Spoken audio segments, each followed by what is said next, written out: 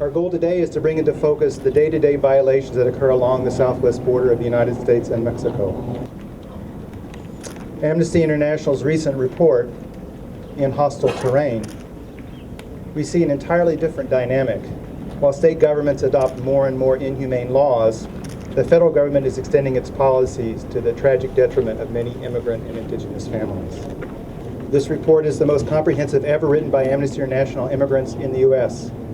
It talks about migrant deaths in the desert, abuses against indigenous peoples, profiling and other forms of discrimination, detention and deportation, survivors of crime, and barriers to access to health and education. From October 1st, 2011 to February 29th, 2012, there were 71 remains recovered in Arizona. If we look at last year, we were at 60 at the same time. 47, almost 48% of those were male, 9.8% of them were female, 43% were unknown gender. What that means is not enough of their remains were recovered to even know if they are male or female. And at this point, 70.4% were skeletal, which means that 84.5% to the date are unidentified still. We have talked for many, many years about the crisis on the border, and we're often sort of put as, oh, we're exaggerating, we're emotional. This truly is a human rights crisis. The rate at which people are dying is increasing.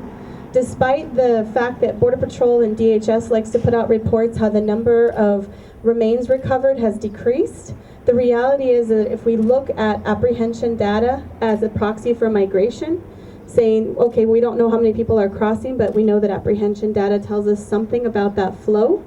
The reality is in 2008 through 2009, there were 317,696 apprehensions. That year, there were 183 remains recovered, which means that for every 100,000 apprehensions, 57.6 remains were recovered. This past year, 2011-12, there were 123, 285 apprehensions, almost a third. There were also 183 remains recovered, which means that for every 100,000 apprehensions, there were 148.43 remains recovered. That is a death rate that is 2.5 times what it was just 3 years ago. So when they say that the deaths are decreasing, when they say that it's getting better, it's not. It's a lie. The death rate is increasing. Our border is more deadly, and the fact that there are more skeletal remains tells us that our policies continue to push people into the most isolated, desolate, disastrous areas of the border, where it is less likely that they will be able to find help, that they will be found, or that someone will find them when they're looking for them. This truly is a human rights crisis, and every year we always stand around and look at each other and say, how many more?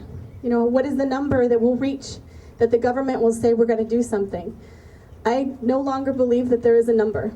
I don't think the government cares. I don't think the government is willing to acknowledge what its policies have done. And our only recourse is to take this to an international audience.